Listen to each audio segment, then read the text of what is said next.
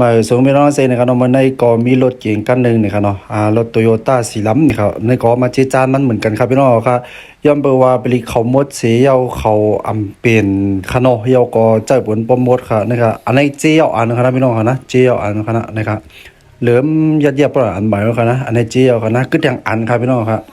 อันนั่งเหนือบนครับนะอ๋ออันนั้นเนี่ยเป็นเลยเจียวเพราะว่าเจียวได้เข้มปีเจ้าครับนี่ครับพี่น้องเขาอันนั้นเป็นเลยเจียวครับนะ อันนี้ในปลีกมันหมดสีเอาก็กะเขาทำตึกเหยียบตึกใจหรือตึกใจการนั่นขนาดพี่น้องเนาะเอาปลีกมันหมดสีเอาเล็กต่อเล็กมันมาสีกันนั่นขนาดพี่น้องว่าอร่อยไกวแห้งไปเจ้าเขาว่าอันนี้ก็ไปเจ้าครับโปใจเจ้าได้พี่น้องเขาไกวเหมือนกันนะพี่น้องเขาบอกว่าปลีกมันหมดเนี่ยพี่น้องเขาอย่าไปใจกันนะเขาก็ควรจะกว่าออกข้าวต้านเนี่ยเขาใจเช็คด้วยรถกันขนาดพี่น้องเขานะด้วยเขารู้ควายปีเจ้าคำโตๆนะอร่อย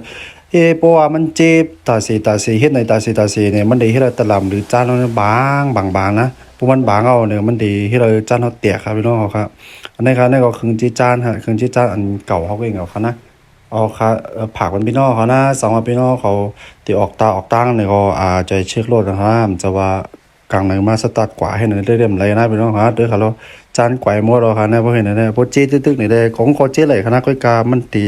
บางครับเนาะเพราะวางเอาเนี่ยมันดีให้เลยจานเราแตกข้างหลังครับเราพี่น้องครับเอาค่ะ